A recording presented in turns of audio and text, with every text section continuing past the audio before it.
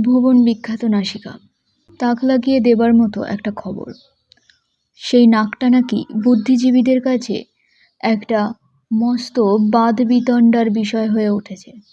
এখানে আমি নাকটার আসল কাহিনী বলছি। গল্প যখন শুরু হলো, ভুবন বিখ্যাত সেই নাসিকার অধিকারী ততদিনে জীবনের 24টি বৎসর সাঙ্গ করেছেন। তার আগে তাকে কেউ চিনতই না। তবে কি কারোর জীবনে 24তম বৎসরের কোনো বিশেষ তাৎপর্য আছে? কে জানে। যদি কেউ বিশ্ব ইতিহাসের পাতা উল্টে যায়, তবে দেখতে পাবে যে অনেকেরই জীবনে 24 বৎসর বয়স বিশেষ গুরুত্বপূর্ণ হয়ে উঠেছিল। ইতিহাসের ছাত্রদের নিশ্চয়ই এর চেয়ে বেশি কিছু বলবার নেই। আমাদের এই কাহিনীর নায়ক এক বাবুর্চি। পছন্দ হলে তাকে রসুই ঘরের কারিগরও বলা যায়। তার যে খুব একটা বুদ্ধিশুদ্ধি আছে এমন নয়। লিখতে পড়তে জানেন না। তার সারা জগৎটাই রসুই ঘরের চৌহদ্দির মধ্যেই সীমাবদ্ধ। রান্নাঘরের বাইরে কি হচ্ছে না হচ্ছে সে সম্বন্ধে তিনি পুরোপুরি উদাসীন। কি দরকার বাইরের সব ব্যাপার নিয়ে মাথা ঘামাবার? পেট পুরে তৃপ্তির চোঁয়া ঢেকুর তুলে তিনি খেতে পারেন, যত ইচ্ছে নস্যি নিতে পারেন নাকে, ঘুমোতে পারেন, কাজ করতে পারেন, করেন, ব্যাস। তার দৈনন্দিন কর্মসূচি শুধু এতেই সীমাবদ্ধ। বৎসরে কত মাস, সব কটার নাম কি তা তিনি জানেন না। যখন তার মাইনে পাবার কথা, তার মা এসে সেটা নিয়ে যান। যদি তার নস্যি দরকার হয়, মা নিজেই তা কিনে দেন। দিব্যি ছিলেন তিনি, তুষ্ট-হৃষ্ট, সকল বিষয়ে নির্বিকার, যতদিন না তার জীবনে 24তম বছরটি এলো। তারপরে আচমকা একটা আশ্চর্য ঘটনা ঘটল। তার নাকটা লম্বা একটু বেড়ে গেল। মুখ পেরিয়ে গিয়ে থুতনি অবধি গিয়ে পৌঁছে গেল। রোজ তার নাক একটু একটু করে বাড়তে লাগলো। সে কি আর লোকের চোখ থেকে লুকিয়ে রাখা সম্ভব ছিল? 1 মাসের মধ্যে তার নাক গিয়ে পৌঁছলো তার নাভিকুণ্ডলী। তাতে কি তার কোনো অস্বস্তি হচ্ছিল? কোনো অসুবিধে? মোটেই না। দিব্যি শ্বাস প্রশ্বাস নিতে পারেন। তাহলে আর এমন কি অসুবিধা হচ্ছিল যার কথা ইনিয়ে বিনিয়ে বলতে হবে? অথচ এই নাকের জন্যেই বাবুর্চি বেচারাকে কাজ থেকে বরখাস্ত হতে হলো। তার কি কারণ হতে পারে? কোনো দল এই রণংদেহী জিগির তুলে এগিয়ে এলো না। ছাঁটাই মজুরকে কাজে বহাল করতে হবে। রাজনৈতিক দলগুলো সবাই এই হদ্দ অবিচারটার দিকে চোখ বুজেই রইল। কেন একে বরখাস্ত হতে হলো? মানবতার কোনো প্রেমিকই এই জিজ্ঞাসাটা নিয়ে এগিয়ে এলো না। বেচারা বাবুর্চি, কেন যে তিনি তার চাকরি খুইয়েছেন সেটা কাউকে আর তাকে গিয়ে বলে দিতে হলো না। যে বাড়িতে তিনি ছিলেন সেখানকার লোকজনেরা কেউ তার এই নাকের জন্য আর শান্তি পাচ্ছিল না। না শান্তি স্বস্তি, না বা কোনো শান্ত নির্বিরোধ জীবন। দিনরাত্রির বাইরে থেকে লোকজন ভিড় করে আসছিল এই লম্বা নাক আর তার মালিককে দেখতে। ফটোগ্রাফাররা এসে নাছোড়বান্দার মতো উত্ত্যক্ত করছিল।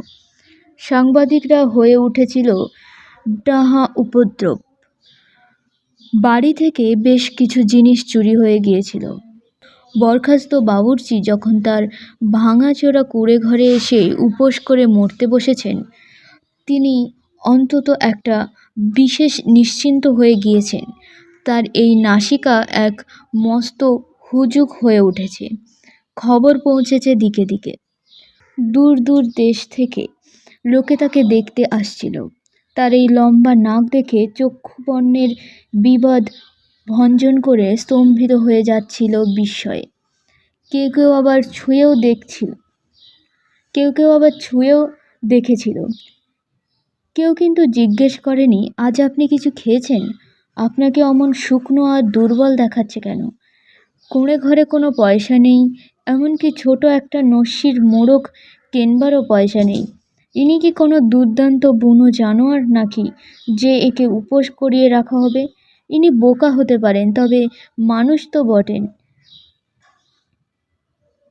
একদিন তিনি তার বুড়িমাকে ডেকে বললেন, এই নচ্ছার লোকগুলোকে তাড়িয়ে দিয়ে দরজাটা বন্ধ করে দাও তো। মা অমনি সবাইকে ঘর থেকে বার করে দিয়ে দরজা বন্ধ করে দিলেন। সেদিন থেকেই মা ও ছেলের দিকে মুখ তুলে চাইল সৌভাগ্য। ছেলের নাক দেখবার জন্যে লোকে মাকে ঘুষ দিতে শুরু করলো।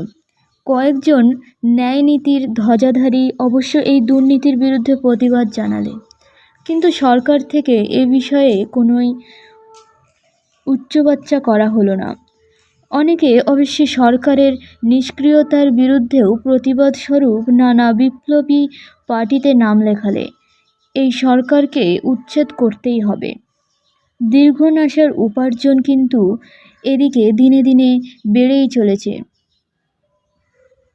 বেশি কথা কি, 6 বছরেই গরিব বাবুর্চি একজন ক্রোড়পতি হয়ে উঠেছেন। তিনবার সিনেমায় অভিনয় করেছেন। যখন টেকনিকালার চরিত্র তিনবার সিনেমায় অভিনয় করেছেন। যখন টেকনিকালার চলচ্চিত্র মানসী ডুবোজাহাজ বেরোলো, কাতারে কাতারে লোক তাতে আকৃষ্ট হয়ে সিনেমা হলে গিয়ে ভিড় করলে। দীর্ঘনাসার সব সদ্গুণ নিয়ে 6 জন কবি ফেঁদে বসল মহাকাব্য। 9 জন নামজাদা লেখক দীর্ঘনাসার জীবনী লিখে প্রচুর নাম ও পয়সা কামালে। তার রাজপ্রাসাদ হয়ে উঠল সকলের কাছে উন্মুক্ত এক অতিথিশালা। যে কোনো সময়ে সেখানে গিয়ে পেট পুরে ভোজন করতে পারে, সঙ্গে ফাও পেতে পারে অ্যাক্টিভ নস্যি। তার 2 জন সচিবও আছে, 2 সুন্দরী সর্বগুণ সম্পন্না তরুণী। দুজনেই দীর্ঘনাসাকে ভালোবাসে, দুজনেই দীর্ঘনাসার পূজার্চনা করে। যখন দুজন সুন্দরী তরুণী একসঙ্গে একজন পুরুষকে ভালোবাসে, তখন সেখানে যে গোল বাঁধবে এ তো জানা কথাই। দীর্ঘনাসার জীবনেও হৈ হৈ করে গোল বেঁধে গেল। অন্যরা দীর্ঘনাসাকে ভালোবাসত। নাভিকুণ্ডলী অবধি যে নাকটা নেমে এসেছে, এটাকে মহত্বেরই একটা চিহ্ন বলে গণ্য করা হলো। যাবতীয় বড় বড় জাগতিক ব্যাপারে দীর্ঘনাসা তার অভিমত দিতে লাগলেন। খবর কাগজগুলো তার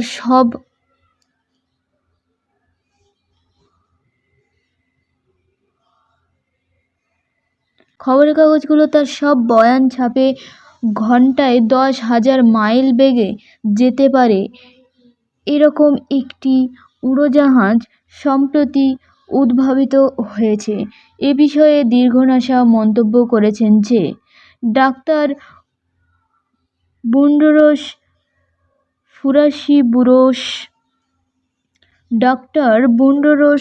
ফুরাসিবুরোস সেদিন এক মৃতের পুনর্জীবন দিয়েছেন। দীর্ঘনাসা তার ভাষণে এ বিষয়ে বলেছেন যে যখন লোকে শুনতে পেলে জগতে উচ্চতম গিরিশিখরে মানুষের পদস্পর্শ পড়েছে, যখন লোকে শুনতে পেলে জগতে দীর্ঘতম গিরিশিখরে মানুষের পদস্পর্শ পড়েছে, তখন তারা জিজ্ঞেস করলে দীর্ঘনাসা এ বিষয়ে কি বলেন। দীর্ঘনাসা যদি কোনো ঘটনা সম্বন্ধে কিছু না বলেন, দূর সে নিশ্চয়ই তুচ্ছ এলেবেলে ব্যাপার। অতএব তাই সবাই ধরে নিলে যে দীর্ঘনাসা সব বিষয়েই তার নাক গলিয়ে কিছু না কিছু বলবেন। চিত্রশিল্প, ঘড়ির ব্যবসা, সম্মোহনবিদ্যা, ফটোগ্রাফি, আত্মা, প্রকাশনা সংস্থা, উপন্যাস রচনা পদ্ধতি, মৃত্যুর পরে জীবন, খবরের কাগজের আচরণ, শিকার ও মৃগয়া, সব ঠিক এরকম সময়েই দীর্ঘনাশাকে গুম করার ষড়যন্ত্র শুরু হলো। কোনো কিছু জোর করে দখল করে নেওয়া, অপহরণ করা এ কিছু নতুন ব্যাপার নয়।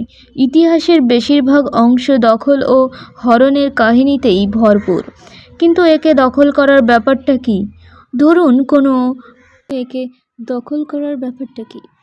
ধরুন কোনো পুরো জমিতে আপনি নারকেল গাছের চারা লাগিয়েছেন, নিয়মিত জল দিয়েছেন, সার দিয়েছেন, তদারক করেছেন, চারপাশে বেড়াও তুলেছেন। আশায় আশায় বছরগুলো কেটে গেল। গাছগুলোয় নারকেল ধরতে শুরু হলো। গাছ থেকে সগর্বে ঝুলতে লাগলো নারকেলের গুচ্ছ। আর ঠিক তখনই কেউ এসে এই নারকেল বাগান আপনার কাছ থেকে কেড়ে নিয়ে গেল। এক্ষেত্রে প্রথমে স্বয়ং সরকারই দীর্ঘনাশাকে কুক্ষিগত করার চেষ্টা করলে। তারা একটা ধাপ্পা দিয়ে তাকে ভোলাবার চেষ্টা করলে গোড়ায়। তারা তাকে দীর্ঘনাশা প্রধান এই খেতাব দিলে, সঙ্গে একটা পদক।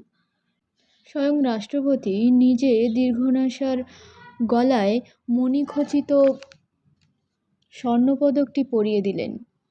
তারপর দীর্ঘনাশার হাতে ঝাঁকুনি দিয়ে রাষ্ট্রপতি তার নাকের ডগাটা একটু টিপে দিলেন। নিউজ রিলের ক্যামেরাম্যানরা হুড়মুড় করে তার ছবি তুলল। সব সিনেমা হলে সে ছবি ঢাক পিটিয়ে দেখানো হলো। ততক্ষণে দেশের রাজনৈতিক দলগুলোও সৎসাহে এগিয়ে এসেছে। জনতার সংগ্রামে কমরেড দীর্ঘনাশাকেই নেতৃত্ব দিতে হবে। ইনি আবার কমরেড দীর্ঘনাশা? কার কমরেড শুনি? কিসের কমরেড? হায় বেচারা দীর্ঘনাশা! দীর্ঘনাশাকে পার্টিতে যোগ দিতেই হবে। কোন দল, কোন পার্টি? চারপাশে পার্টি তো কতই আছে। দীর্ঘনাশা কি করে একই সঙ্গে ভিন্ন ভিন্ন দলে যোগ দেবেন? দীর্ঘনাশা নিজের মুখে তখন বললেন, আমি কেন কোনো দলে কিংবা অনেক দলে যোগ দেব? উফ, কি যে হয়রানি! তখন সচিবদের একজন বললে, কমরেড দীর্ঘনাশা যদি আমাকে পছন্দ করেন তাহলে আমার দলেই তার যোগ দেওয়া উচিত। দীর্ঘনাশা এ বিষয়ে টু শব্দটি করলেন না। কোনো দলে যোগ দেওয়া কি ঠিক হবে আমার? অন্য সচিবকে জিজ্ঞাসা করলেন দীর্ঘনাশা, তিনি কি বলতে চাচ্ছেন? অন্য সচিব তা দিব্যি বুঝতে পারলে। সে বললে, না, কেনই বা যোগ দেবেন? ততক্ষণে একটা রাজনৈতিক দল এই জিগিপ তুলে দিয়েছে, আমাদের দল দীর্ঘনাশার দল, দীর্ঘনাশার দল জনগণের দল। অন্য সব দলের লোকেরা এ শুনে তেলে বেগুনে জ্বলে উঠল। তারা সচিবদের এক সচিবকে পাকড়ে তাকে দিয়ে দীর্ঘনাশার বিরুদ্ধে এক জ্বালাময়ী বন্যিবর্ষী বিবৃতি দেয়ালে দীর্ঘনাশা জনগণকে প্রতারিত করেছে। এতদিন সে সবাইকে ধাপ্পা দিয়ে আসছিল। এই জোচ্চুরিতে আমাকেও সে শরিক করেছিল। এখন জনগণের কাছে আমি সত্য কথাটি ফাঁস করে দিচ্ছি। এই লম্বা নাক রবারের তৈরি। সব খবরের কাগজেই একেবারে পয়লা পাতায় খবরটা জাঁকিয়ে ছাপালে। দীর্ঘনাশার দীর্ঘ নাক রবার নির্মিত। লোকে কি আর তারপর শান্ত থাকে? তাদের বুঝি কোনো রাগ হয় না? বুজরুক ফেরেববাজ জোচ্চোর।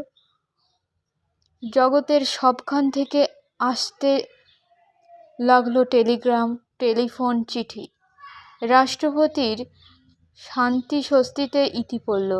দীর্ঘনাশার রবার নাশা বিনাশ করো, বিনাশ করো। দীর্ঘনাশার বুজরুক দল যাক রসাতল, যাক রসাতল। ইনকিলাব জিন্দাবাদ। দীর্ঘনাশা বিরোধী দল যখন এই বিবৃতি ছাপালে, তার বিরুদ্ধে দল আবার অন্য সচিবকে দিয়ে একটা প্রতিবিবৃতি দেয়ালে। প্রিয় দেশবাসীগণ, নাগরিক বন্ধুরা, সচিব শ্রীমতী অমৃক যা বলেছেন তা ডাহা মিথ্যে কথা। কমরেড দীর্ঘনাশা তার প্রণয়াসক্ত নন বলে তিনি এইভাবে শোধ তুলতে চাচ্ছেন। তিনি চেয়েছিলেন তিনি একাই দীর্ঘনাশার খ্যাতি, প্রতিপত্তি, ধনসম্পদ আত্মসাৎ করবেন। তার নিজের ভাইদের একজন বিরোধী দলে রয়েছে। অন্য দলটির প্রকৃত রং কী তা আমাকে খুলে দেখতে দিন। আমি কমরেড দীর্ঘনাশার বিশ্বস্ত সচিব। আমি হলফ করে এই তথ্যটা বলতে পারি যে কমরেড ওই দীর্ঘনাশা মোটেই রবারের তৈরি নয়। আমার বুক যেভাবে ধুকপুক করছে, এই নাক তারই মতো সত্যি। এই সংকটের মুহূর্তে কমরেড দীর্ঘনাশাকে যারা সমর্থন জানাচ্ছেন তাদের সংগঠন দীর্ঘজীবী হোক। জনগণের মুক্তি ও প্রগতি ভিন্ন, তাদের আর অন্য লক্ষ্য নেই। ইনকিলাব জিন্দাবাদ। কি হবে তাহলে? লোকের মনে সংশয়, দ্বিধা, দোলাচল। দীর্ঘনাশা বিরোধী দলের নেতারা রাষ্ট্রপতি ও সরকারের দোষ ধরতে লাগলো। হাঁদা এক সরকার, ওরা এক ধাপ্পাবাজকে, এক বুজরুককে দীর্ঘনাশা প্রধান খেতাব দিয়েছে একটা জহরত বসানো স্বর্ণপদক। রাষ্ট্রপতি স্বয়ং এই ফেরেববাজির হোতা। এর মাধ্যমে আমাদের জাতীয় স্বার্থের প্রতি বিশ্বাসঘাতকতা করা হয়েছে। রাষ্ট্রপতির পদত্যাগ চাই। পুরো সরকারের ইস্তফা দেওয়া উচিত। দীর্ঘনাশাকে খতম করো। দীর্ঘনাশা মুর্দাবাদ। রাষ্ট্রপতি তাতে বিষম চটে গেলেন। একদিন সকালে সেনাবাহিনী সাঁজোয়া ট্যাঙ্ক নিয়ে এসে বেচারা দীর্ঘনাশার বাড়ি ঘিরে ধরল। দীর্ঘনাশাকে গ্রেপ্তার করে নিয়ে যাওয়া হলো। কিছুদিন আর দীর্ঘনাশার কোনো খোঁজ খবর, হাল হকিকৃত পাওয়া গেল না। লোকে তার অস্তিত্বের কথা বেমালুম ভুলেই গিয়েছে। তারপরেই এলো পরমাণু বোমা ফাটবার মতো একটা টাটকা খবর। কি হলো জানেন? ঠিক যখন লোকে সব কথা ভুলে বসেছে তখনই রাষ্ট্রপতির ছোট ঘোষণাটি এলো। আগামী 9ই মার্চ দীর্ঘনাশা প্রধানের বিচার সভা বসবে। পৃথিবীর 48টি দেশের বিশেষজ্ঞ চিকিৎসকেরা প্রতিনিধি হিসাবে এসে তাকে পরীক্ষা করবেন। জগতের সব সংবাদপত্রের বিশেষ সংবাদদাতারা প্রতিনিধি হিসাবে আসবেন। বিচার সভার কার্যকলাপের ছায়াছবি তোলা হবে যাতে পৃথিবীর সকলে তার বায়োস্কোপ দেখতে পারে। জনগণকে শান্ত থাকতে বলা হচ্ছে। জনগণ তো জনগণই, তারা মোটেই শান্ত রইল না। তারা দলে দলে লটবহর নিয়ে এলো রাজধানীতে। তারা হামলা করলে হোটেলে হোটেলে, তারা পুড়িয়ে দিলে ট্রাম বাস, তারা আগুন ধরালে থানার কোতোয়ালিতে, তারা ধ্বংস করলে সরকারি সব ভবন। সাম্প্রদায়িক দাঙ্গা বেঁধে গেল। তার জন্য প্রাণ দিয়ে বহু নরনারী শহীদ হয়ে গেল। 9ই মার্চ সকাল 11টা রাষ্ট্রপতি ভবনের সামনেটায় এক বিশাল জনসমুদ্র লাউডস্পিকার চেঁচাচ্ছে, আপনারা ধৈর্য ধরুন, শৃঙ্খলা ভঙ্গ করবেন না। পরীক্ষা শুরু হয়ে গেছে। রাষ্ট্রপতি ও মন্ত্রিসভার উপস্থিতিতে ডাক্তারেরা ঘিরে ধরেছেন দীর্ঘনাশাকে। একজন ডাক্তার দীর্ঘনাশার নাসারন্ধ্রগুলি আটকে দিলেন। অমনি সে এক বিশাল হাঁ করে বসল। আরেকজন ডাক্তার একটা সূঁচ নিয়ে তার নাকের ডগায় বিধিয়ে দিলেন। তাকে চমকে দিয়ে নাকের ডগায় রক্তের ফোঁটা বেরিয়ে এলো। ডাক্তাররা তাদের অবিসংবাদিত রায় দিলেন, এ নাক রবারের তৈরি নয়, এ একেবারে খাঁটি জিনিস, আসল মাল।